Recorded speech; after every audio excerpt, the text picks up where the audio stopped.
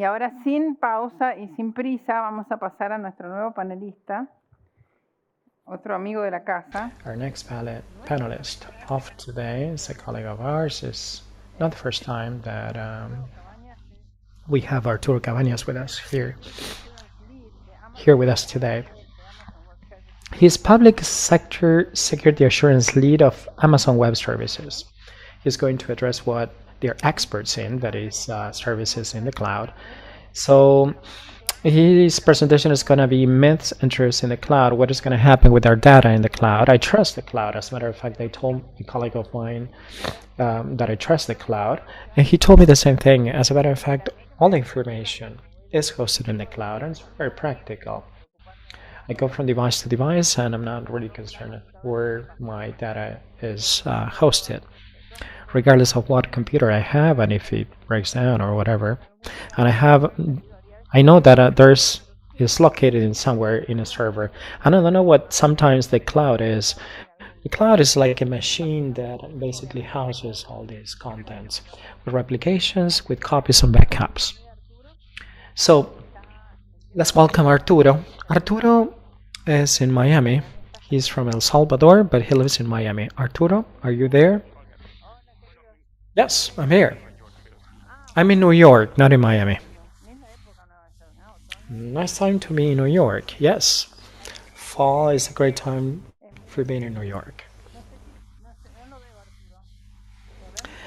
We cannot see you, Arturo. Could you turn on your camera? No, we cannot see you. Oh, there.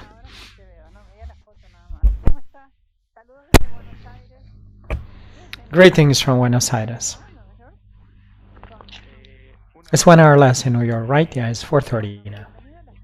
Okay, let's welcome Arturo to the South School of Internet Governance. We have a whole set of attendees here from Latin America, as we're broadcasting this in 2 languages. We have participants from across the world. Not most of them are locally from the region of Latin America.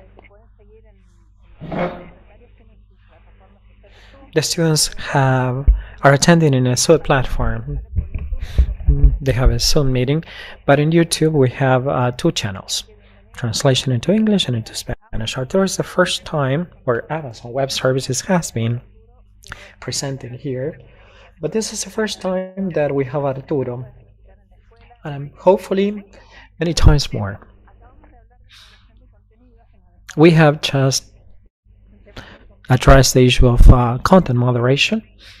And this is also a very interesting topic. Who houses data, where they're located, where's the equipment located, and why do I know? Do I trust the cloud or not? What happens with the cloud and the data? So he is going to be addressing the myths and the truths of the cloud. The floor is all yours, Arturo. Let me share my screen.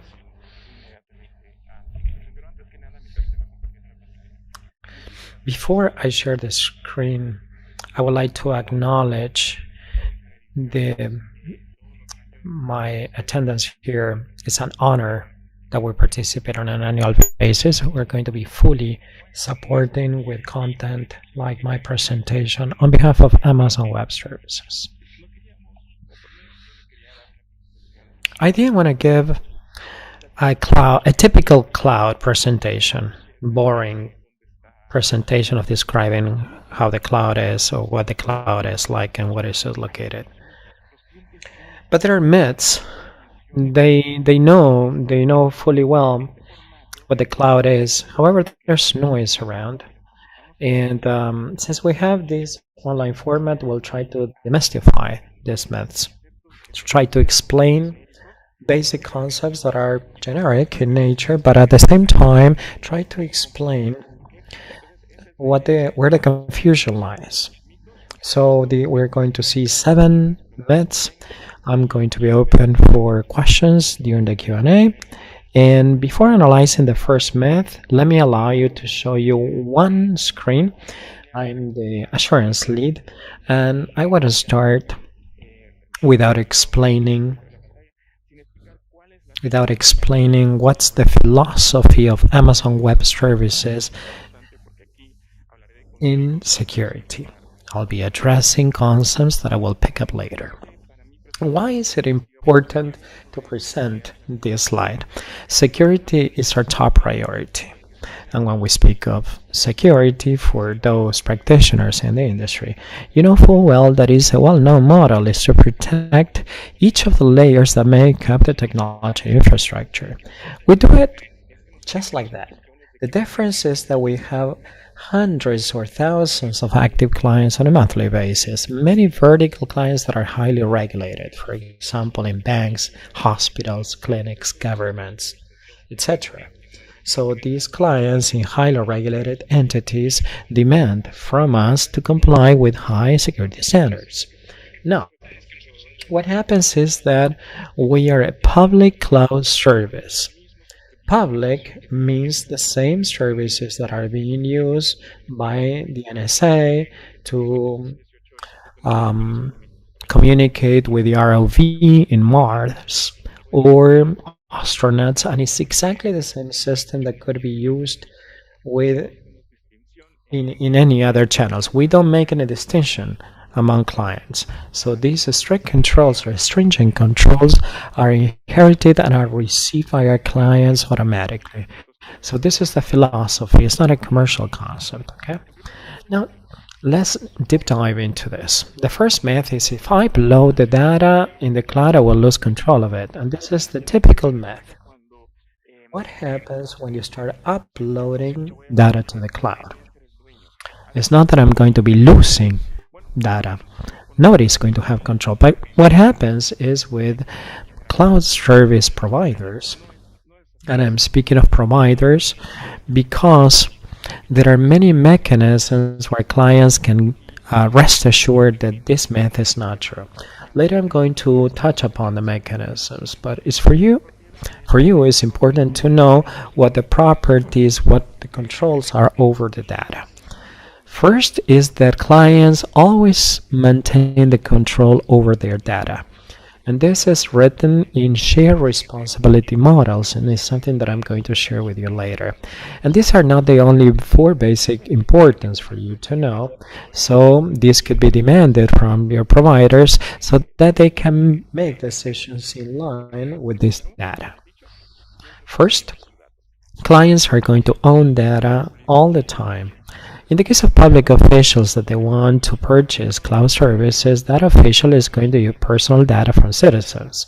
Now, information has been granted to the official by a consent agreement, and that information cannot be purchased by a third party.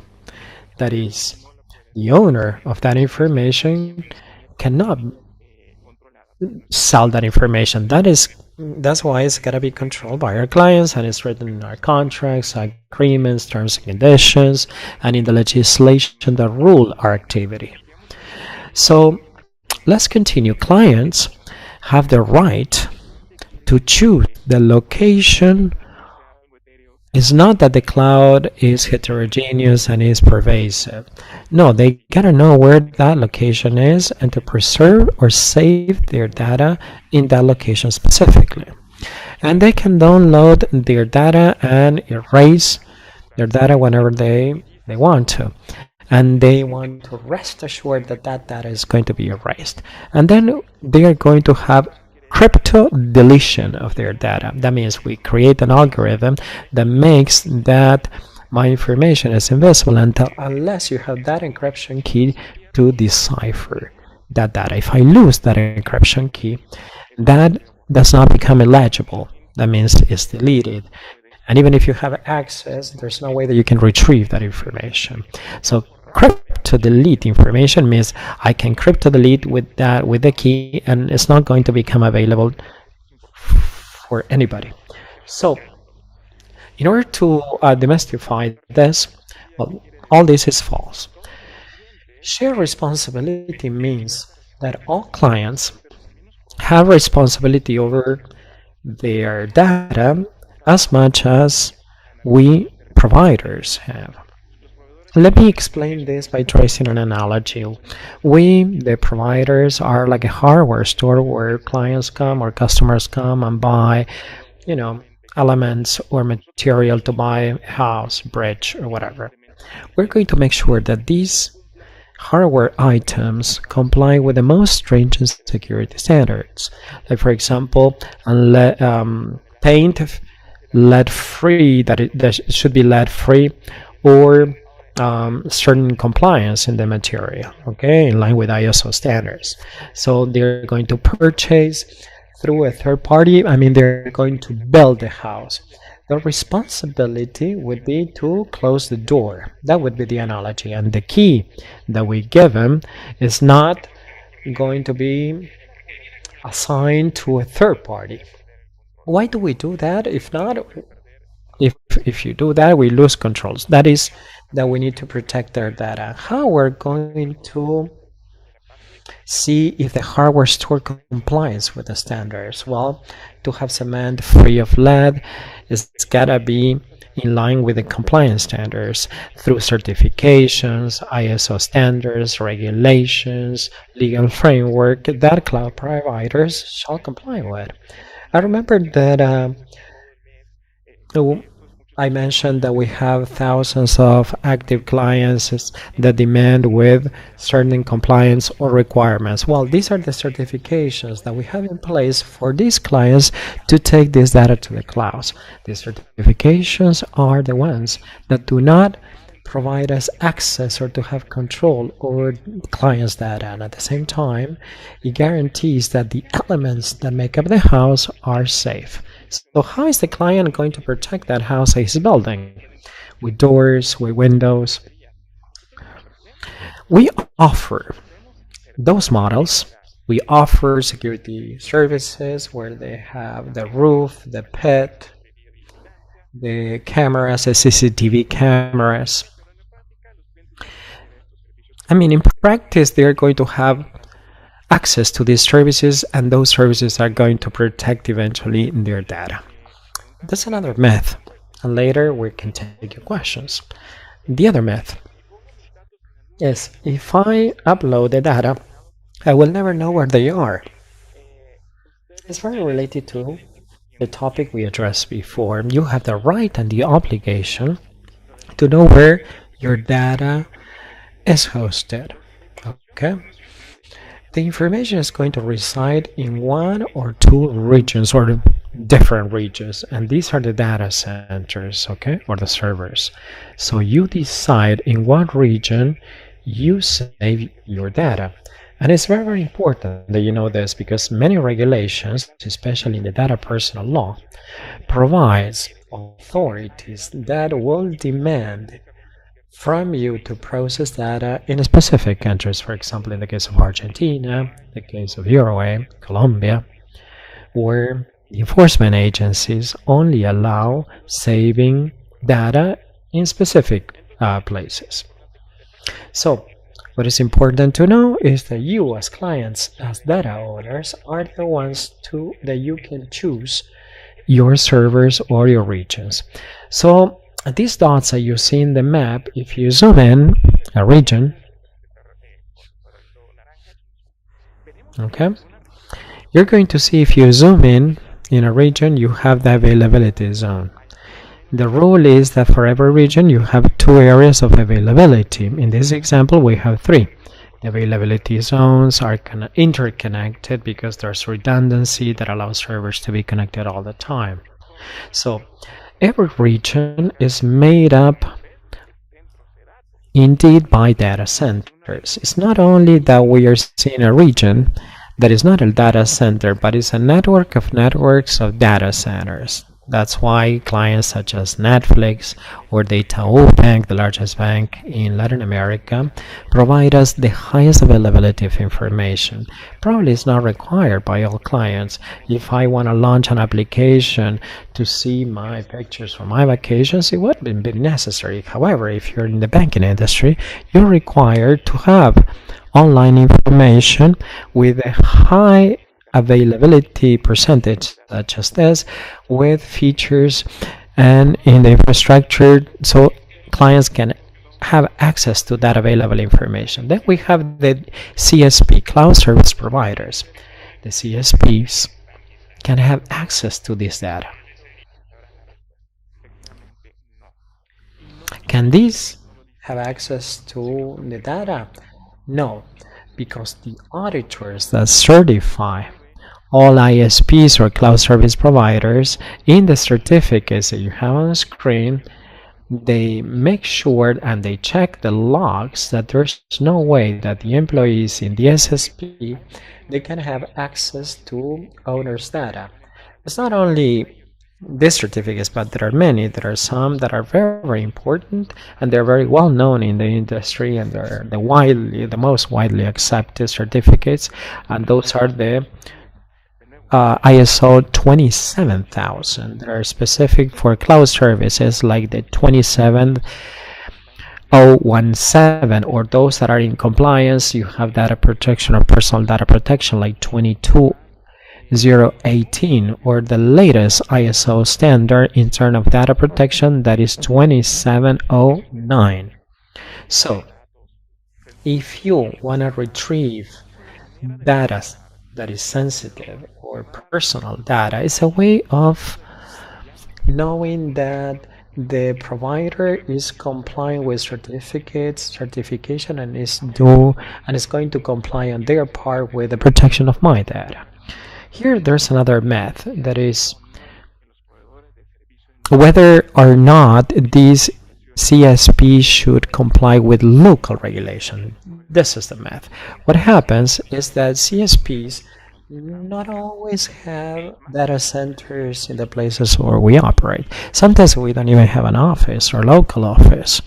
And sometimes we're asked, well, if you don't have an office, you don't have a data center, how are you going to care for data? Complying with my local law. For example, an archive law, a personal data law, or the minimum requirement security law, or health treatment law, like clinical reports or medical histories, okay, medical records. So there's a way of checking, even if these CSPs are located in other countries, if they comply with local regulations. Well, first you gotta check the customer agreements, the terms and conditions. And the answer is yes, we should comply with local regulations, provide for this compliance. If you check your local legislation in Argentina, like for example, regulations, laws, and standards, provides that this should be compliant with regardless of the location where the company is operating or where the data resides. If data from a Chilean citizen is residing in an Irish location, what is the applicable law? Is the personal data law where the information was uploaded, in this case Chile. And this is very, very important. This case is very important, especially with the data record or the GDPR in Europe. What happened was that all of a sudden many companies on this side of the world, in the West, in Latin America, all of a sudden said, okay, yeah, there's a regulation in place. However, I cannot prepare for that because this is foreign to me. This is in Europe, some sort of other regulation. However, without knowing, they're managing data that belongs to the Europeans, even though the company resides in Uruguay. If for any reason they are required to comply with that treatment. That means the place or the source of origin of that information. And that is false then. Now, data residency in my country provides better security. What is the data residence? I mean, I decide that my information should be within my borders, and in this way I can guarantee that my information is secure. I also show you some examples that the regulation should comply with the law regardless of the location where they reside. It's not that they are going to be better protected within my territory. Let me explain why this is false. It is false because the threats attacking that online information is regardless of its physical location, even though it is connected to the internet. The moment you have access to the internet, you run the same risks, whether it is residing in Singapore, whether it is residing in Costa Rica. The difference lies in the way we're going to treat that information confidential, not the place where it resides. As I said, vulnerabilities can be exploited remotely. Even though I may house data here, if there's a hacker out of the country, this explains that the location of this data is regardless of the location where it is. The same goes for ransomware, because hackers hack or breach that information and then they sell it. So what happens? In most of the cases, more than 90% of the cases, is because there's a manual procedure. That means human intervention. And it has to do with a fix and an update. Hackers know how to exploit these vulnerabilities if it was not fixed, and they exploit it. And these manual processes is what gives us headaches, but not the location of information. And there are internal threats. The rest of the the remaining 10% are internal threats. It may be the employees because of malice, or because they did it on purpose, or because they just made a mistake. So this is false as well. And this is the last myth, and probably I can summarize many of my statements. If I can process personal data in the cloud, this is different because personal data is highly regulated. It's not retrieving any kind of information. I mean, I need to file a request in writing with prior consent from the owner to retrieve that data. The question is if I can take it to the cloud. Yes, I can. And that is why I brought a map.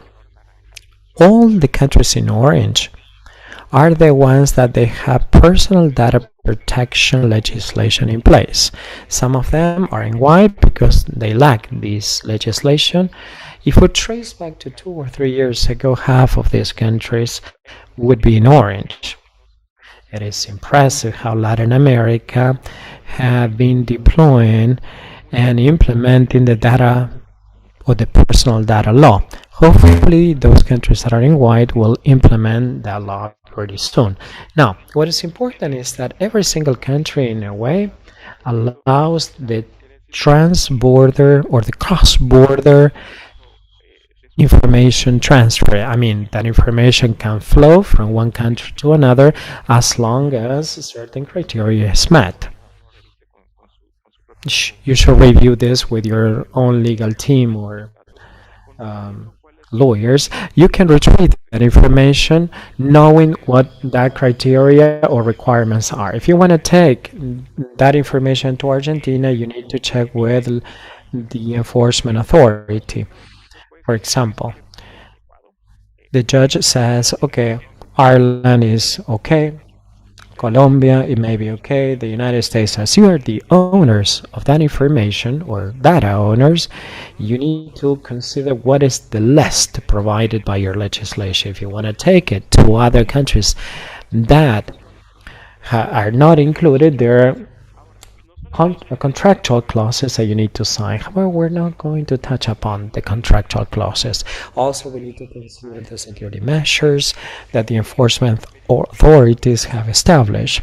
For example, encrypted information, cryptodeletion of information. For example, in the case of Argentina, information needs to be encrypted when you have confidential or sensitive information. I think that is 48.812, and you can see what those security criteria is, and make sure that this is complied with, and the provider also complies with, not to infringe the personal data legislation. So there are many things you need to consider. It's not only taking information to the cloud, but also having the prior consent from the owner. Okay.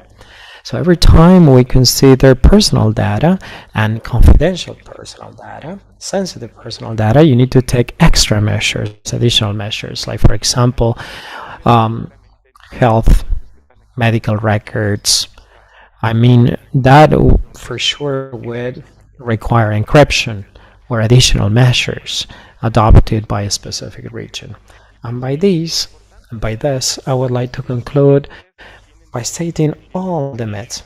The important thing is that you have the right to check with your CSP. You know that they will never have access to that information. You know that you have the control of where your data resides. You can delete that information, you can retrieve that data, and you can take that to other countries as long as you comply with the local regulations.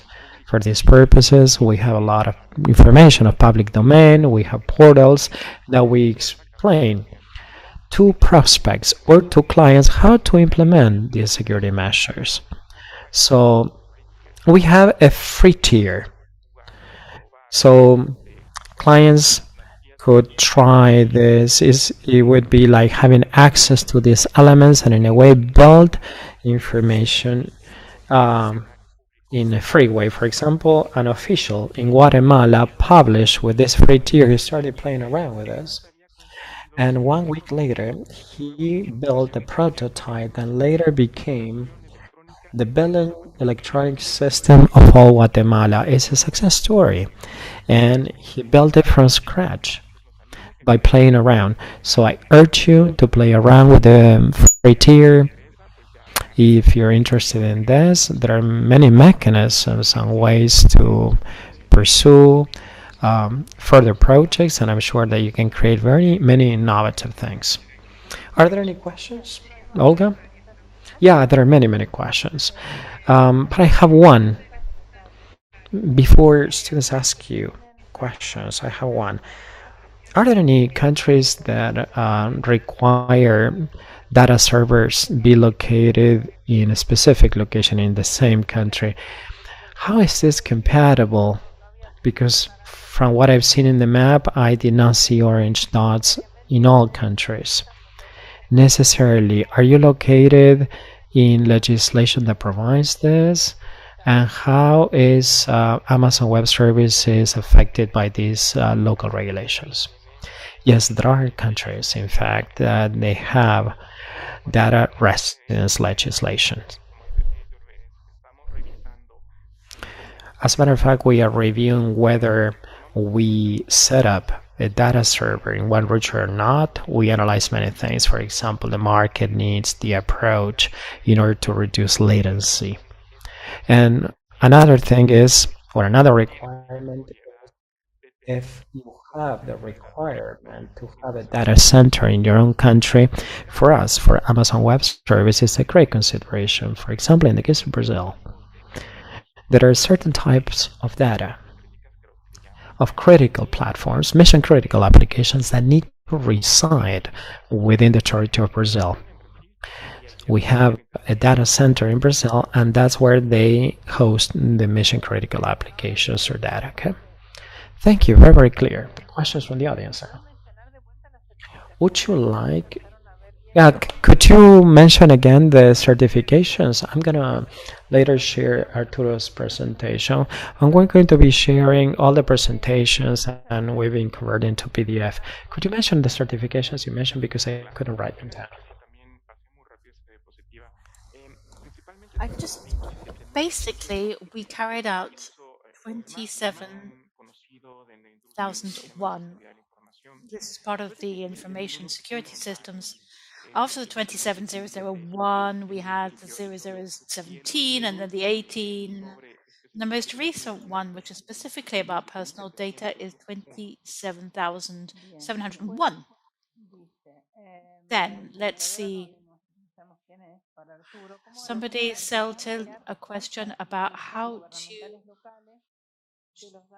to tell the data whether the data is in better or the same conditions of security as on-premise hosting, and only clients have access to those data.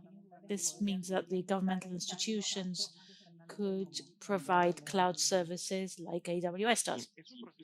Yes, this is an awareness raising process, and it's part of my job to be the spokesperson for this message and give lots of real life examples. I told you about the presidential elections of Mexico in 2018. The Electoral Council was so successful